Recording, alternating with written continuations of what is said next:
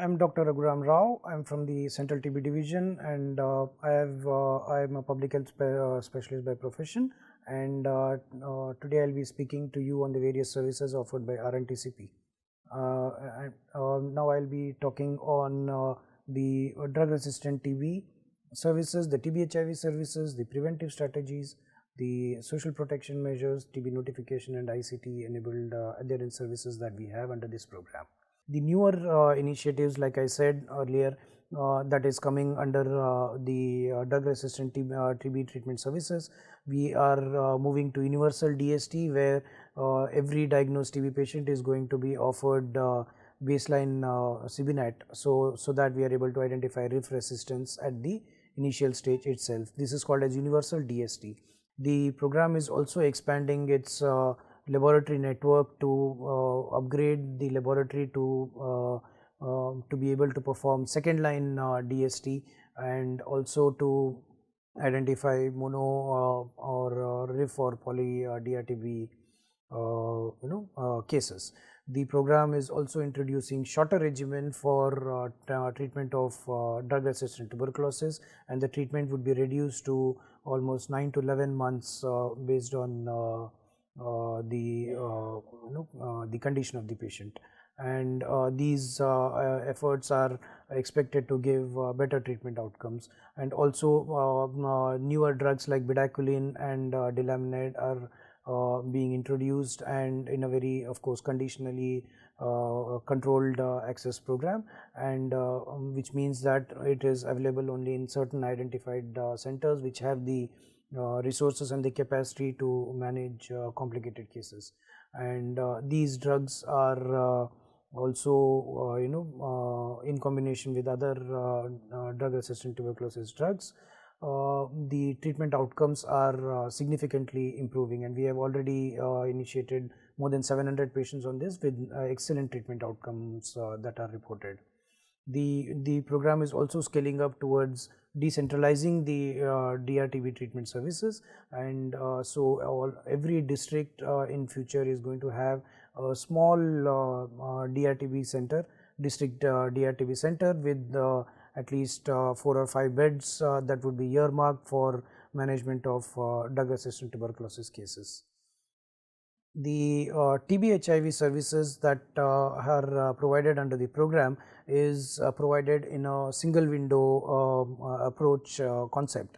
So the ART center and the HIV testing centers are all integrated and have a very strong collaboration with the tuberculosis program, and the program also has the policy of testing for HIV for all diagnosed TB patients, and for all suspects from the attending or the clients attending the ICTCs where HIV testing happens.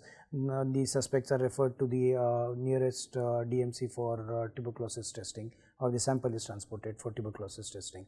The program also provides CPT, that is cotrimoxazole, as prophylaxis to prevent OIs for all HIV TB patients, and ART is started for all HIV TB co-infected patients irrespective of CD4 count. So any patient who is diagnosed of tuberculosis, the PLHIV patient is going to be initiated on ART. Now the program also is offering the molecular diagnostic upfront for diagnosis of tuberculosis in people living with HIV, and almost all the ART centers in this country are linked to a CBNAT machine. If not in the same facility, it is available in the same building. So the services for CBNAT is available for diagnosis of tuberculosis, and it has helped in detecting cases early.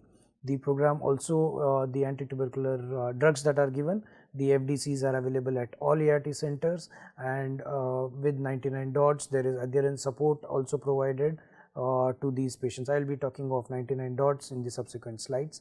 And the program also has pharmacovigilance services for ensuring that adverse drug reactions are reported in the right manner and are able to be managed. For all PLHIV who are not having TB, The program is also offering Isoniazid as a preventive therapy, and to prevent him from developing tuberculosis. After ruling out active tuberculosis in that patient, the program is initiating IPT. 99 dots is a very simple IT enabled tool that is used for ensuring adherence.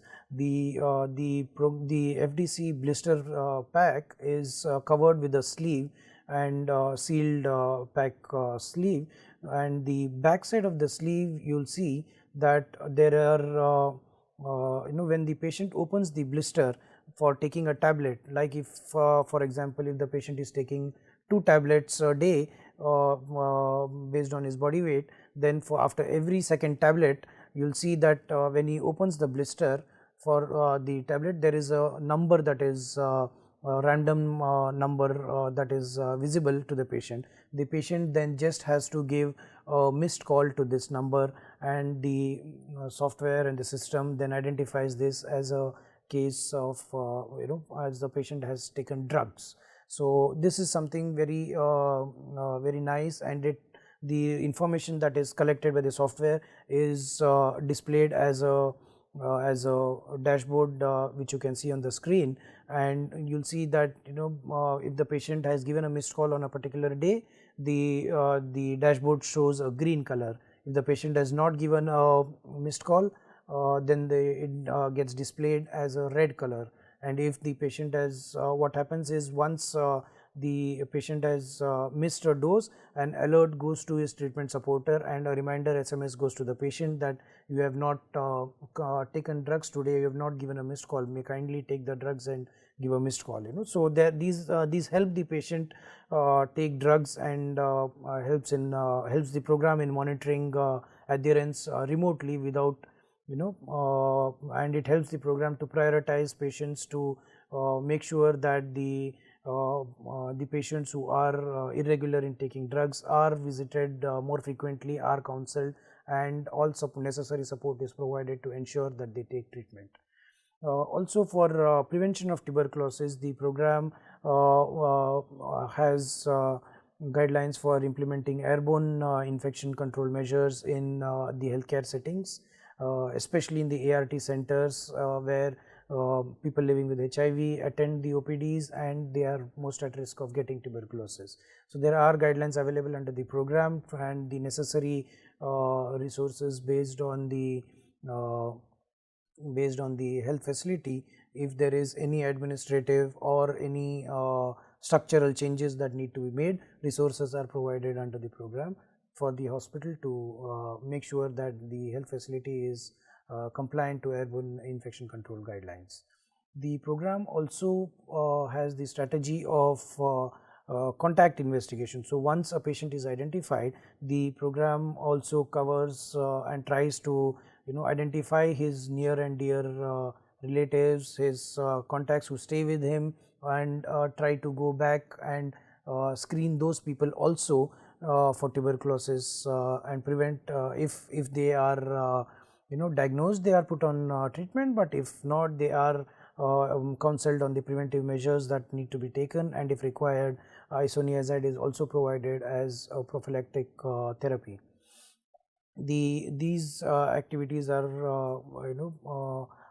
conducted especially in the high risk groups like PLHIV or slum dwellers, and these are the people who are more prone for getting tuberculosis, and the program ensures that we provide adequate preventive measures to help them getting infected or diseased with tuberculosis.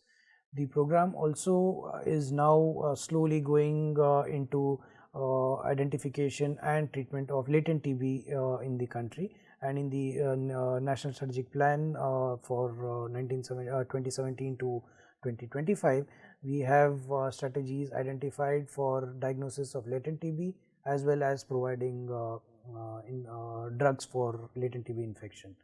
And the program also has services and linkages to address the social determinants of the disease, and basically it is tuberculosis is not just a disease but has multiple facets that are linked to it, and to address the living conditions, to address the poverty, to address the nutritional requirements, and the comorbidities that the patient may have. The program has linkages and structured collaborative frameworks like the TB HIV framework, the TB diabetes framework, the TB tobacco framework. There are nutritional guidelines available. So these are various steps that the program has taken to address these issues. In contact investigation, just a couple of points to be stressed is that under the program, all close contacts, especially the household contacts, are to be screened for tuberculosis, and in case of pediatric TB patients, the reverse contact tracing is done. If a passive case is identified in the health facility, a pediatric case is diagnosed, then the program goes back to his house and tries to screen all the adults and the people living in the household to find the index case of tuberculosis. And if there is any active TB case in the household identified, then he is initiated on treatment. He or she is initiated on treatment.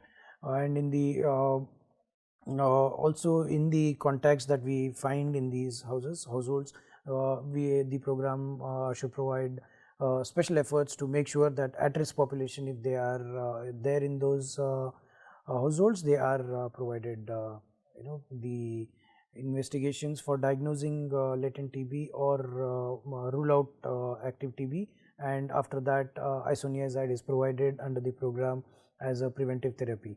In children for less than 6 years of age who are contacts of a adult patient who is diagnosed in the household, these all children below 6 years are evaluated under the program, and are after ruling out active TB in them, they are provided INH for 6 months as a therapy, prophylactic therapy. And this has to be provided irrespective of whether they have had a BCG vaccination or no, or irrespective of their nutritional status. Even if they are malnourished, they need to be provided. They are more prone if they are malnourished.